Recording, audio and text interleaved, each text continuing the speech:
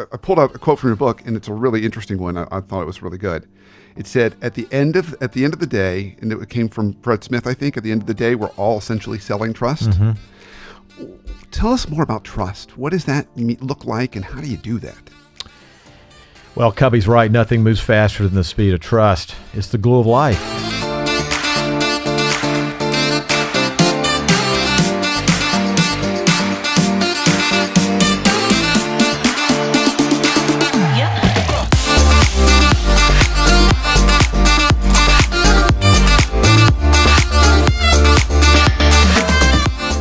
This is the Brandon Smith Show, and I'm your host, Brandon Smith, and the entire purpose of this show is one singular thing, and that is to help you live a life that much more free from dysfunction. So our topic for our show today, I'm really excited about our topic today. Our topic today is, wait for it, preeminence. So you might be asking yourself, well, what exactly does preeminence mean? By the end of our show today, you're going to know exactly what it means and how it applies to your life. But to guide us on this journey, I am thrilled as our guest to introduce Glen Jackson, not only a good friend of mine, but a fantastic, amazing guest and the author of the book Preeminence. Glen, so excited to have you here. Thanks, Brandon. Appreciate you having me. Yeah. I'm really excited to talk about the book. So before we get into that, I would love for my listeners to get a little more sense of who you are and get to know you a little bit. So you are the co-founder of Jackson Spalding, a marketing communication firm, correct? Right. Yes. And tell us a little about that journey. Tell us about the firm, how you got doing that, and then we can start to pivot into the book. Yeah, we're a marketing communications agency, and I've been in the industry now over 30 years. Our job at our agency is really to help our clients communicate with clarity and integrity to the critical audiences they want to positively influence over time. And I've always enjoyed storytelling, Brandon. And so much of that communications process I just described is about telling really compelling stories. So we help our clients communicate stories that really impact the audiences they want to reach. And just to clarify for our listeners, your clients can be both big companies and nonprofits and other organizations, but then it's also the leaders inside those organizations that you're working with. Yeah, and we're fortunate and very privileged to work for some amazing brands in the country, such as Chick-fil-A, the Coca-Cola Company, Delta Airlines, Rollins, Children's Healthcare of Atlanta, Interstate Batteries, the University of Georgia. We do a lot of work for them. So within all those different clients, we do various things, all under the marketing umbrella. Yeah, and so I know you and I have talked over the years about kind of some of the work you do and things that really make you tick, and so I loved that it's so captured in this book so beautifully. Thank you. So let's pivot over to this, because preeminence, while it can apply to companies, can also apply to individuals. Sure can. And so before we jump into this, I'm sure our listeners are asking this question of themselves: what is this word preeminence? What does that mean? So maybe that's a good starting place. Yes, preeminence, first and foremost, is a beautifully sounding word. It's beautiful to say. I just like kind of rolls off the tongue. Preeminence. You feel smarter that way. You feel like you have a PhD when you say that. But the origin of the word it's a Greek word. And in Greek, it means first in rank and first in influence. And first in rank and first in influence. That's right. Proteo is the Greek word. It's the prot and proteo is where we get prototype from. Oh. But it just is a beautiful word to say, and a lot of organizations will reference the word preeminent. And I heard the word mentioned several times by a wide spectrum of our clients, and it piqued my curiosity to learn more about the word. And so then when you discovered that, you said, no, that works for me. I love that word. Yeah, and what I discovered was there was not a business definition for the word preeminence. Oh. So I strive to come up with the definition from a business standpoint of what preeminence means. I just love this word. I love that. I love it's so flexible and powerful. So you could be preeminent as a company, as a brand, but also as a leader. Absolutely. first in rank, first in influence. I mean, who doesn't want that? Yes. I'm always striving to be preeminent in my household. I don't Me too. We're in the same strive club. I'm moving towards that. I think one day I might get there. Many days I'm not preeminent at the Jackson household. Yes. Yeah. So let's then dive into this a little bit. So when you kind of wrote the book, well, and we've talked a little about the word, what was it that sparked it, had you say, I have to write this book? So you discovered the word, and then now you went through the process of writing it. What was that spark?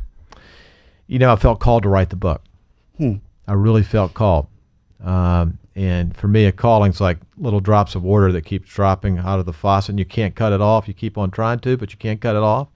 And I just felt called to take this kind of my efforts in learning about what preeminence means and put it on paper. So it took me 2 years to write it. The book itself is about words that count, not word count. So it's not a long book. It's something you can take with you on the plane and read it and hopefully kind of soak it up like a sponge. And it took me 2 years to write it, and I wrote the lion's share of my book on my iPhone. And I had a phenomenal team helping me do it. Wow. On your iPhone? Wrote a lot of it, yeah. Is it voice to text kind of thing? Is that how you did it? On my notes section. Really? Yeah. Wow. Oh, okay. I'm learning a lot of good things today. All right. So into the book, when we go in here, there are 7 pillars that you've identified. Yes. 7. So maybe this is a good kind of entry point into this. What are the 7 pillars that really make up preeminence? Yeah. Let me tell you what my definition is of preeminence from a business standpoint first, and then break down those pillars. Beautiful. Please. So preeminence is extraordinary excellence. Once reached and sustained, creates a competitive advantage. The excellence is truly extraordinary. It's ceilingless. It never plateaus. And this excellence / preeminence is reached, based on my study, it takes 10 to 15 years to reach preeminence as an organization. But it's sustained. Brandon, is sustained. And that's the power of it. Sustained excellence is very powerful. There's this unflinching commitment to be better today than yesterday that preeminent organizations have. And this creates, organically and strategically, a very formidable competitive advantage. So much that your competition fears the very mention of your name when they know they might be going against you. Fears the very mention of your name. Yes. Wow. Yes. Wow. And there's 7 pillars that I think make up the preeminent formula. Okay. You want to hear them? Oh, I would love to. Okay. So the 7 are: 1, trust. Okay. 2, relationship building, not networking, relationship building. 3, marketing communications. 4, assessment, assessing your business the right way. 5 is fanatical focus. 6 is remarkable resiliency, being resilient. And 7 is the cultural torch of servant leadership, combining great cultures with the servant leadership mindset. So those are the 7. I kind of want to talk about all of them, but I don't know if we have time. Well, if you had to pick one to start with, I've got one I want to also talk about, but it was the one that, as you sit here today, and you woke up this morning and you think, gosh, yeah, this is going to be relevant for me today. Is there one that really just grabs you? Yeah, I think relationship building is so important, and view it as the opposite of networking. Relationship building for me is the commitment to establishing and investing in relationships that genuinely matter to you. A lot of companies, they establish the relationship well, but they don't invest in it enough. Preeminent organizations invest in their relationships genuinely, and it creates relational wealth for them. They're relationally rich, and that leads to phenomenal opportunities. And based on my study within the book, there are 4 types of relationship builders. There's the investor, there's the connector, there's the personalizer, and there's the observer, the introvert who observes very well, looks at things with a wide-angle lens, and sees things with incredible emotional intelligence. So I think all of us listening today, I want you to have relational wealth in your life. I want you to be relationally rich. And relationship building remember, is the absolute opposite of networking, which is about meeting people. Relationship building is about investing in people. Nice distinction. And so of those 4 different kinds of relationship builders, Yeah. do you have to be all 4, or can you be effective in any one of those? Based on my study within the book, everybody has a primary relationship building strength and a secondary strength. Oh, interesting. And each relationship building of those 4 has a unique mindset. For example, the investor's mindset is long-term, low pressure. She invests very long-term in relationships in a pressurized way, but over time, it creates results for them. And the connector, the mindset, for example, is genuine always wins. They genuinely connect people because they want those people to win together. And that creates unbelievable deposits of value over time. And then the personalizer is personalized to maximize. She personalizes things very well. Usually great note writing, handwritten notes to people, the little touch points. They're genuine that lead to great things. And the observer trusts their intuition very well, has very high emotional intelligence. Yeah. So what I love about this is you've painted this picture of what great kind of preeminent organizations do, but all the things on that list are things that I would aspire to do as a person. Yeah, and that's such a good point. And I would like to say that how do you know when you've reached and sustained preeminence? That's a good question. It's a really good question. So you know when others aspire to achieve what you've sustained. That's the litmus test. They want to come see you, learn about your culture, learn about your leadership, soak you up like a sponge. So when others aspire to achieve what you've sustained, then that means you have preeminence. And what's the opposite of preeminence? To me, it's mediocrity. Yeah. I think what I bet is really hard for both people and organizations is if they truly are preeminent, they probably don't believe they are in some ways because they're always still striving. Yes. So there's always additional headroom for them, which is a good thing. Yeah. So it may be even surprising to them Yeah. that people want to study them or learn about them. It is. And they go, why are they asking these questions? They seem so obvious to me, but they're not to others. Yeah. So your first one on your list, I want to go back to your list Yeah. again. Your first one was trust. Yes. And I pulled out a quote from your book, and it's a really interesting one. I thought it was really good. It said, at the end of the day, and it came from Fred Smith, I think, at the end of the day, we're all essentially selling trust. Mm-hmm. Tell us more about trust. What does that look like, and how do you do that? Well, Covey's right. Nothing moves faster than the speed of trust. It's the glue of life. And it is the most important 5-letter word in all of business. Trust just gives you amazing tailwind. It's such an accelerator when you have it. A study was done a while back differentiating between high trust organizations and low trust organizations. And the study found that high trust organizations are outperforming low trust organizations by 300%. It's such a powerful weapon. Yeah. And can you think of an organization you think of that you say, wow, now if I was to score organizations on trust, I'd have to put them top of the class because they're just so good at it. Well, there's something happening this week in Georgia that I think is all about trust, and the Masters is certainly a preeminent event, and there's a lot of trust that they have built over time with all their patrons. So that comes to mind because we're talking about something right now when we're chatting that's going on, the Masters. Chick-fil-A's done such a good job over their years of service to engender trust. They come to mind immediately for me. They do such a wonderful job with all the little trust deposits they make. What's interesting about both those examples is there's a inherent idea of time, over time. Yes. Like it wasn't like the Master started yesterday. Yeah, yes. I mean, it's this almost a brand promise, right? It's like it happens over time. You know what that means and what you're going to get. Same thing with Chick-fil-A. It's this consistency over time. That's such a good observation. You're so right. And then, so how do we do that for us? So, okay, so I see we're already at break. When we come back from break, I want to go back to your 7 pillars. Yeah. And there was 2 particular pillars in there that I noticed that are, I think, siblings, but they seem to be at odds with each other. Okay. And I want to ask you about that. Alrighty. So when we come back from break, let's take that on. Let's do it. Okay. Stay tuned. We'll be right back.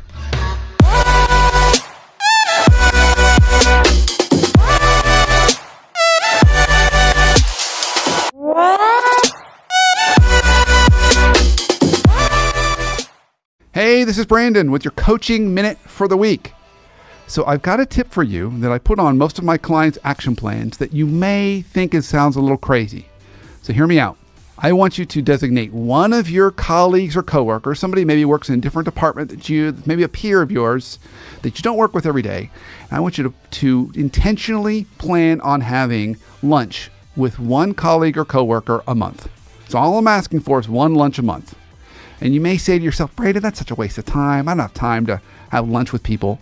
But what I have found for my clients that's been able to do this is they come back and they say, not only was it so valuable to learn more about them as a person, I learned really important stuff going on in their departments. And they learned important stuff going on in mine. And we were able to share information, and we both agreed it was a really good use of our time. So that's my challenge to you. Designate a day of the month that you're willing to go out to lunch with a coworker. Go find one. Go out to lunch, and I promise you, you're going to be glad you did. It's going to help you be more productive, operate more efficiently and effectively, and strengthen some of those relationships that we all need. So that is your coaching minute for the week. Until next week, I can't wait to hear how it goes.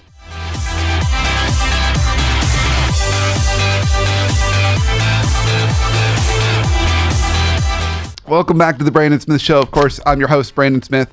And right before the break, we were talking about preeminence, and I teed up this question I was going to ask Glenn. So, Glenn, when you were going through your list of 7, right, there was 2 siblings in there that I thought, wow, that's a really interesting combination. I wonder how they play together, if those siblings play nice. And so one was, I believe, if I remember correctly, fanatical focus. Yes. Was that right? Yes. And then, so there's this idea of just this, like I'm going to say, I'm on it. Nothing's going to take me off. I'm unwavering, right? Correct. Love that. Laser-like. Laser-like. Got it. I love it. And then the next sibling right after that, resilience and flexibility. And I'm going to learn how to bend and go with the tides and go with the flow. I can't imagine how those 2 would plan a vacation. So talk to us a little bit about the importance of each and how they play together. Well, you need both to be preeminent. Focus is extremely important, having this kind of slingshot accuracy, knowing what your swim lanes are in business, not trying to swim around the entire pool, not being afraid to say no. We won't take that on, but we will take that on. Opportunity does not equal obligation. So the fanatical focus organization understands that very well. Hold on. I can't go much further without restating something you just said. Opportunity does not equal obligation. Yes.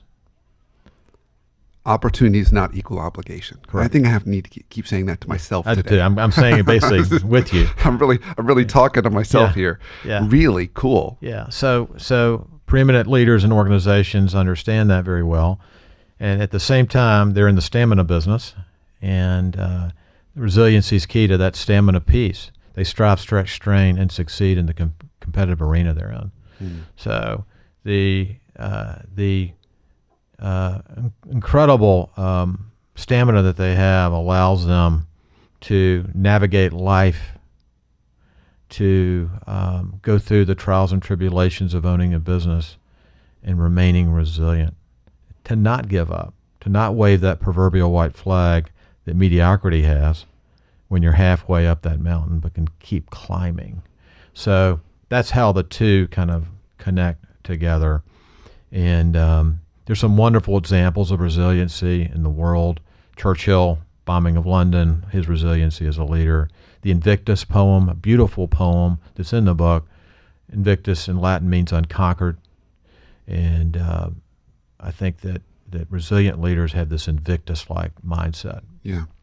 And so while they have that focus and there's that inner strength, they also have to be willing to roll the punches and change their game plan if something's happened that has disrupted their marketplace. And they don't take themselves too seriously. They have fun. They enjoy the journey they're on. They understand that they're going to be twists and turns, and they keep navigating. You realize that you, as a preeminent leader, that you can't ever eradicate uncertainty. You just have to navigate it. Yeah. Okay. So good segue then. We were talking about preeminence and talking about it as it relates to companies and sprinkling in a little bit about people. How about focusing on people for a second? how about a leader or leaders or someone who comes to mind for you that you say, now that person just exemplifies the word preeminence? Great question. Two people jump out for me immediately. Okay. Frank Blake, who led Home Depot with a real preeminent mindset, and Ed Bastian, the CEO of Delta Airlines, who does a phenomenal job with this focus and resiliency combination, and really has established a lot of trust as a leader. So those two leaders really jump out for me. So let's just take a moment to dig into each a little bit. So let's talk about the flavor of preeminence for Frank first. Yeah. What are some of his hallmarks that you say that was kind of his leadership style that made him so effective? Frank's a very humble leader. He's a very smart leader. He's a driven leader. He cares for his people.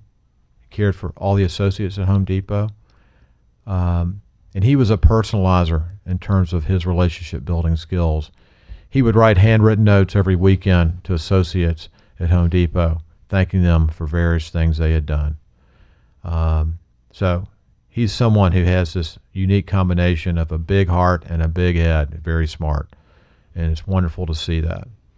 Ed Bastian is relentless. He's egoless, too. He has this unique combination of both, egoless and relentless, the genius of the and that Colin talks about.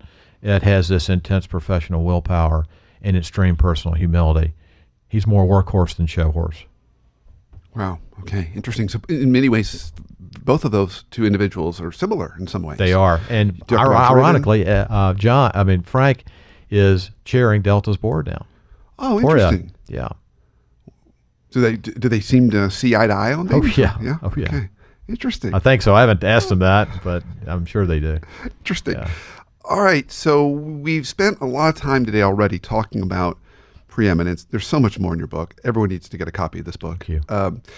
But I want to end our time before we start to move to close by talking about what people shouldn't do. So what are some of those, maybe 2 or 3 things that would throw you off of the path of preeminence, whether you're an individual leader or a company? Well, one thing I've learned the hard way, and I was doing this too much, and now I've tried to stop doing it, is don't try to be interesting all the time with people. Try to be interested. So be more interested than interesting. So when you're with people and building the relationship, don't try to be the most interesting person in the room. Be the most interested person in the room. Ask the really smart questions and listen a lot. Relationship builders understand that it's about listening and learning, not talking and taking. The second thing is be as authentic and transparent as you can be in life. Be willing to admit when you made a mistake, apologize, and share your vulnerabilities with people. God's favorite color is transparency. So that's a beautiful those saying. are some things. You've been full of all these beautiful sayings today. It must be the water. God's favorite color is transparency. And, Beautiful. I think my final thing would be when things go wrong, don't give up. Keep going. Keep striving. And that's part of that focus and resiliency. Yes. Yeah, when things go wrong, don't give up. Yeah, okay. So is there anything else within the book that you want to make sure we talked about? We hadn't talked that much about culture. I just want to share a little bit about what I think culture is. I think the best cultures are places where people and ideas flourish. Adam Bryant writes about that in his book, Quick and Nimble. Culture is interesting because the word itself means in Latin care. And I just think compassionate, caring environments are really, really important today. And I see the best cultures as a greenhouse where, like plants, people are flourishing and they're actualizing their potential. So as a leader, actualize the potential of your team. Pour into them. Pour into their hearts and mind and actualize their potential. And the opposite of, for me, a greenhouse culture is an ice age environment where people feel frozen. They're in a constant straitjacket. There's threats. There's silos. There's discouragement. Truett Cathy was asked once, the founder of Chick-fil-A, how do you know when people need encouragement? And he said, if they're breathing. So encourage people, encourage your teams, create that greenhouse environment where you're actualizing their potential, and you have environments where that culture is shining externally for everybody to see and feel its warmth. Yeah, so we've got time for one last nugget, so I'm going to drill into that. What would be one tip you might have for a manager of a team right now who's listening to this on what she or he could be doing to start down that path of creating a team culture that's actualizing potential? Yeah, I think the most important four-letter question to ask people on your teams is, what is your opinion? So ask your team, what is your opinion here? And get them engaged in that actual process where they're shaping that clay that you're shaping together. And you're moving forward with top spin as a team and doing things you never thought you could do 2 years ago. All of a sudden it's happening, and that potential is being actualized. And you're having fun, and you're making a difference. Yeah, fantastic. Okay, well, I mean, I can't speak highly enough. Thank you so much for having me, Brandon. I appreciate you so much. This has been great. So I ask all my guests this question as we start to wrap towards close. What is one life hack you have for us today to help us live a life more free from dysfunction? It could be on the personal side. It could be on the professional side. There's no rules. But what's one tip that you found that just helps us to maybe live a healthier life? Embrace silence in the morning. I think if you can carve out a couple of minutes every morning, whether it's in your car or in your house or the room you go to, and just be quiet. No music, nothing. Just be still. And be still and be silent and get your day off with the right cadence if you can. Yeah. That's my tip. I love that tip. And dance a lot. Have fun. Dance a lot. I'm not a good dancer. Well, you can work on it. More. You can work on it. You got some good music you're playing here. Dance a lot. I totally need to do that. I'm also laughing at the silence part. Usually I'll wake up and it'll be silent, and then we've got two dogs, and our littlest dog is about 1.5 years old. His name's Walter. Yeah. And they both sleep in my youngest son's room, Aaron. And so Walter will be the first person or creature up in the morning, and he'll come over to our door and be scratching on it and barking, and so he tends to disrupt our silence. Well, maybe Walter can get some silence, and he needs some silence. He does need some silence. All right, Glenn, this was absolutely fantastic. So if people want to learn more about you or get a copy of this amazing book, where can they go? It is on Amazon. Okay. So go to Amazon and you can order it, and we'll get it to you promptly. And there's also a way to get the book on our website at jacksonspalding.com. So appreciate any interest in the book. I hope the book will make a difference in someone's life. Yeah, and there's some amazing, we didn't get to talk about it, but there's also some amazing connection with your dad and how that also influenced you, which is such a big part of this book. Yeah, we're coming up on the 75th anniversary of D-Day, and he was a D-Day tank driver. Yeah. And I know that was also very influential in kind of your story and your history, and even this book. So thank you for that gift as well. And we may have to come back and talk a little bit more about that story. We'll love that. Yeah. So, and thank you for listening, and thank you for watching. And of course, catch a new show every Sunday at 7:30 p.m. And you can catch it on iTunes.thebrandonsmithshow.com and live on Facebook.com/Brandon Smith WPT for workplace therapists. So Brandon Smith WPT. And if you've enjoyed today's show, and we certainly hope you have, please rate, review, and subscribe on iTunes. That's how we get more folks into the tribe. So we're all creating an environment that thrives and lifts people up and eliminates some of those bumpinesses that we face in our workplaces and lives every day. So until our paths cross again, have a great week and an awesome life.